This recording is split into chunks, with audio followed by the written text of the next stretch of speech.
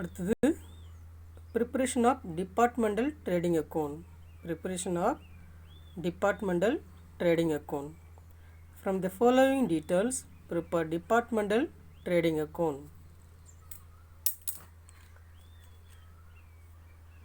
From the following details, prepare departmental trading account. Department A, Department B. Opening stock 9,000, Department A, Department B 8,400, total purchase 27,000 A, Department B 21,600, total sales 42,000 and then 36,000, closing stock 10,800 and 4,800, credit purchase, credit sales எப்பவுமே நம்ம trading அக்கௌண்ட்டில் எடுத்துக்க மாட்டோம். இந்த departmental trading அக்கௌண்ட்னா trading account ஏற்கனவே போன செமஸ்டரில் trading அக்கௌண்ட்டாக கண்டுபிடிச்சி போட்டால் அதுக்கு ஆன்சர் வேணும்னா கிராஸ் ப்ராஃபிட் போட்டிருப்பேன். அந்த ட்ரேடிங் அக்கௌண்ட்டில் என்னென்னா ஒரு பர்சன் தான் பண்ணுவார், ஒரு சிங்கிள் பர்சன் பிஸ்னஸ் பண்ணி ப்ராஃபிட்டை ஏர்ன் பண்ணுவார். ஆனால் அந்த departmental account departmental trading account பொறுத்தளவு 2 அல்லது 3 நபர்கள் சேர்ந்து பண்ணுறது தான் டிபார்ட்மெண்டல் ட்ரேடிங் அக்கௌண்ட். அப்போ இதுக்கு டிபார்ட்மெண்டல் ட்ரேடிங் கண்டுபிடிக்கணும்னா ட்ரேடிங் அக்கௌண்ட்டில் என்னென்ன டெபிட் சைடில் வரணும், எது கிரெடிட் சைடில் வரணும், ஓப்பனிங் ஸ்டாக் டெபிட் சைடில் வரணும், பர்ச்சேஸ் டெபிட் சைடில் வரணும், அல்லது all the manufacture expenses debit சைடில் வரணும். கிரெடிட் சைடில் என்னென்ன வரும்னா சேல்ஸ் க்ளோசிங் ஸ்டாக் மட்டும் வரும்.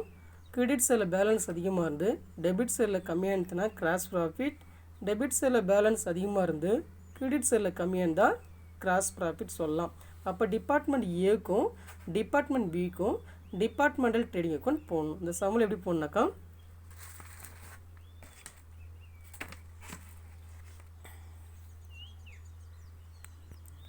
the departmental accounting particulars department A, department B and department A, department B. Opening stock 9,000 department A க்கு, department B க்கு 8,400 and purchase 27,000, 21,600 and sales 42,000, 36,000, closing stock 10,800 and 4,800. Balance equal பண்ணுறப்ப இந்த சைடில் balance என்கிட்ட அதிகமாக இருக்குது, இங்கே கம்மியாக இருக்குது. 40,800 அதில் 40,800 இது போயிடுச்சுன்னா மீதி 10,800. 52,800 இது வந்து லெஸ் பண்ணால் 16,800 தான் உனக்கு கிராஸ் ப்ராஃபிட். அப்போ இங்கே பேலன்ஸ் அதிகமாக இருந்து கம்மியாக இருந்துச்சுன்னா இங்கே கிராஸ் ப்ராஃபிட், இங்கே பேலன்ஸ் அதிகமாக இருந்து கம்மியாக இருந்துச்சுன்னா gross loss. Next, the Mehta Ramnagar purchase goods for his 3 department. Department X 200 units, Department Y 1,400 units, Department Z 400 units. Total cost rupees 5,100. Sales of the 3 department were as follows. Department X 180 units at rupees 15 per unit. Department Y 1,500 units at rupees 18 per unit. Department Z 450 units at rupees 6 per unit. The other information about stock of the beginning of the was follows. Other information about stock in the beginning was as follows. Department X 100 units, Department Y 400 units, Department Z 600 units. அப்போ purchase கொடுத்துருக்கான், sales கொடுத்துருக்கான், opening stock கொடுத்துருக்கான். என்ன கொடுத்தல closing stock இல்லை. அந்த closing stock எப்படி கண்டுபிடிக்கணும்னா calculation of closing stock கண்டுபிடிச்சி போடணும். கால்குலேஷன் ஆஃப் க்ளோசிங் ஸ்டாக் கண்டுபிடிச்சி போடணும். க்ளோசிங் ஸ்டாக் கண்டுபிடி ஃபார்மட் என்னன்னாக்கா opening stock plus purchase minus சேல்ஸை லெஸ் பண்ணால் க்ளோசிங் ஸ்டாக் வந்துடும்.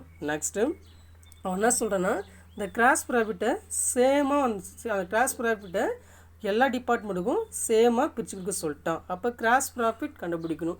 கிராஸ் ப்ராஃபிட் கண்டுபிடிக்கணும்னா அந்த கிராஸ் ப்ராஃபிட் எப்படி கண்டுபிடிக்கணுனாக்கா எல்லாவுடைய பர்ச்சேஸ் அமௌண்ட்டையும் சேல்ஸ் அமௌண்ட்டை பெருக்கி மல்டிபிகேஷன் பண்ணி வர அமௌண்ட்டு கிராஸ் ப்ராஃபிட். அப்போ என்ன போகணும், இது கூட ட்ரேடிங் அக்கௌண்ட் கொஞ்சம் கண்டுபிடிச்சி போடணும்.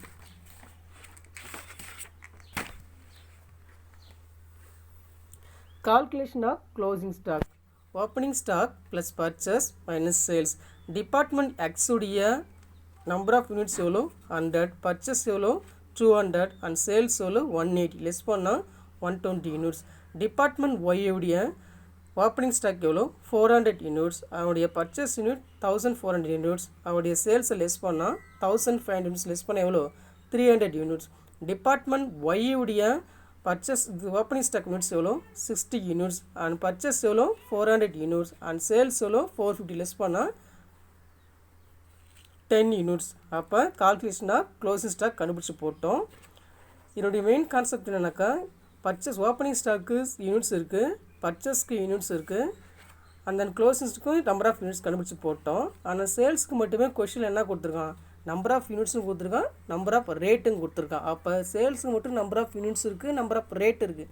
அப்போ எனக்கு closing stock number of units தான் நம்ம ரேட்டும் கண்டுபிடிச்சி போடணும். ஓப்பனிங் ஸ்டாக்கும் ரேட்டும் வேணும், பர்ச்சேஸ்க்கு ரேட்டும் வேணும். அந்த ரேட்டை கண்டுபிடிக்க தான் கால்குலேஷன் ஆஃப் கிராஸ் ப்ராஃபிட் கண்டுபிடிக்க சொல்லிட்டான். அந்த கிராஸ் ப்ராஃபிட் எப்படி கண்டுபிடிச்சி போனால் the calculation of gross profit ratio. In order to determine the rate of gross profit, it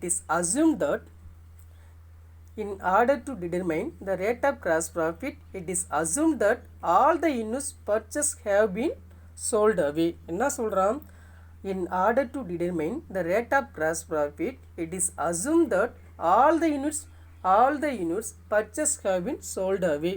எல்லாவுடைய purchase உடைய யூனிட்ஸ் எடுத்து எதால மல்டிவேஷன் கொடுக்கணும், சேல்ஸுடைய ரேட்டை எடுத்து மல்டிவேஷன் கொடுத்தா கிராஸ் ப்ராஃபிட் வந்துடும். அப்போ calculation of rate of gross profit. Department X உடைய பர்ச்சேஸ் அமௌண்ட் எவ்வளோ 200, அவனுடைய சேல்ஸ் ரேட் எவ்வளோ 15, அதை இப்போ மல்டிவேஷன் பண்ணால் இந்த அமௌண்ட் வரும். டிபார்ட்மெண்ட் ஒய்வுடைய பர்ச்சேஸ் அமௌண்ட் 1400, அவனோட ரேட்டு சேல்ஸோட ரேட் 18. அந்த டிபார்ட்மெண்ட் இசட் உடைய நம்பர் ஆஃப் பர்ச்சேஸ் எவ்வளோ 400, அவனோட ரேட் எவ்வளோ 6, பேருக்குன்னா 30,600 சேல்ஸ். இதை எவ்வளோ பர்ச்சேஸ் பண்ணுறான் 5,100. இந்த டோட்டல் அமௌண்ட் நம்பர் ஆஃப் உடைய பர்ச்சேஸ் அமௌண்ட் லெஸ் பண்ணால் உனக்கு கிராஸ் ப்ராஃபிட் வந்துடும். இந்த கிராஸ் ப்ராஃபிட்டை ஃபார்மேட் கண்டுபிடிச்சினா rate of gross profit divided sales into 100. அப்போ ப்ராஃபிட் அமௌண்ட் எவ்வளோ இருக்குது 25,500 இருக்குது. அவருடைய சேல்ஸ் அமௌண்ட் எவ்வளோ 30,600 இன்ட்டு 100 போட்டால் அவரோட ரேட் எவ்வளோ 83.83. இந்த 83.33 தான் சேமாக பிரித்து கொடுக்க சொல்கிறான் ரேட் ஆஃப் கிராஸ் ப்ராஃபிட்டுடைய செல்லிங் ப்ரைஸ். அப்போ செல்லிங் ப்ரைஸ் எப்படி பிரித்து கொடுக்கணும்னா the rate of gross profit 83.33, the rate of cost 100லேருந்து 83.33 less பண்ணால் 60.66 வரும். அப்போ 16.66 வரும். அப்போ என்ன பண்ணும் 16.67 எடுத்துணும். அப்போ செல்லிங் ப்ரைஸ் எவ்வளோ 16.67. இந்த 16.67 தான் 3 டிபார்ட்மெண்ட்டுக்கும் சேமாக பிரித்து கொடுக்கணும். அப்போ எவ்வளோ பிரிச்சுக்கணும், the cost of price each unit selling price into cost divided into 100. Department X உடைய சேல்ஸ் ரேட் எவ்வளோ 15 இன்ட்டு 16.67 இன்ட்டு 100 போட்டால் ரேட் எவ்வளோ 2.50. டிபார்ட்மெண்ட் ஒய் உடைய சேல்ஸ் ரேட் எவ்வளோ 18, செல்லிங் ப்ரைஸ் எவ்வளோ 16.67 இன்ட்டு 100 போட்டால் 3.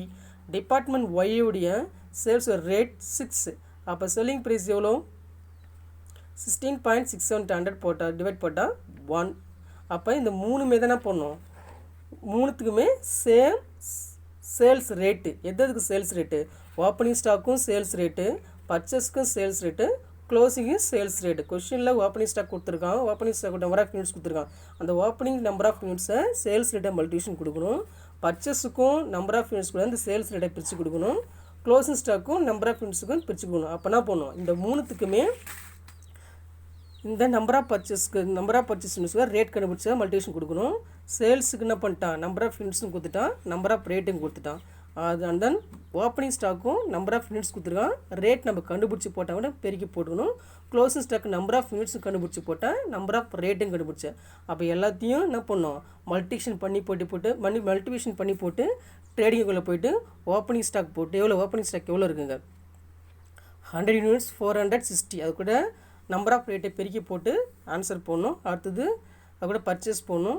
கிரெடிட் சைடில் சேல்ஸை போட்டு அடுத்து க்ளோசிங் ஸ்டாக் போட்டால் எந்த சைடில் பேலன்ஸ் அதிகமாக இருந்து கம்மியாகுதோ கிரெடிட் சைடில் பேலன்ஸ் அதிகமாகுது, டெபிட்டில் கம்மியாக இருந்துச்சுன்னா கிராஸ் ப்ராஃபிட்.